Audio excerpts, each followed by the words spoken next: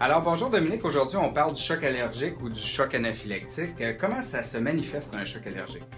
Un choc allergique ou anaphylactique, on a des symptômes qui viennent avec ça. Ça peut être des démangeaisons, ça peut être des nausées, des vomissements, ça peut être, on vient les lèvres enflées, on peut avoir de la difficulté à respirer, on peut avoir la voix rauque, on peut perdre connaissance, la peau pâle, les lèvres bleues. OK, et qu'est-ce qui nous décide à utiliser la médication contre justement le choc?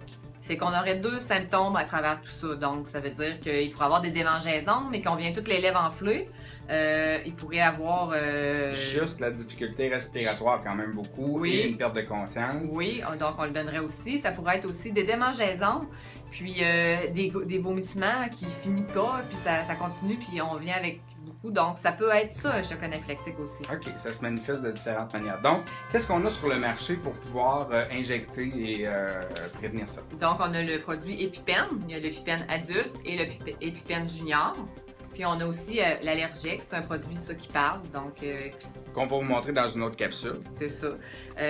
Lorsqu'on a les symptômes de choc anaphylactique, on sort notre EpiPen. Si c'est quelqu'un qui l'a sur lui, on va aller le prendre pour lui. On va enlever le bouchon bleu, puis on va aller injecter ça directement dans notre cuisse du côté droit.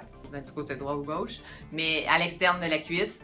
Et ça puis peut être par-dessus les vêtements. Ça peut être par-dessus les vêtements et on va appuyer puis on va garder ça 5 secondes, la peser pour être certain que pendant le médicament... le temps que le médicament s'injecte, c'est auto-injectable. Exact. Et après, on fait quoi avec ça, Dominique? Après ça, on s'en va à l'hôpital. Si on est tout seul, on fait le 911, on appelle l'ambulance.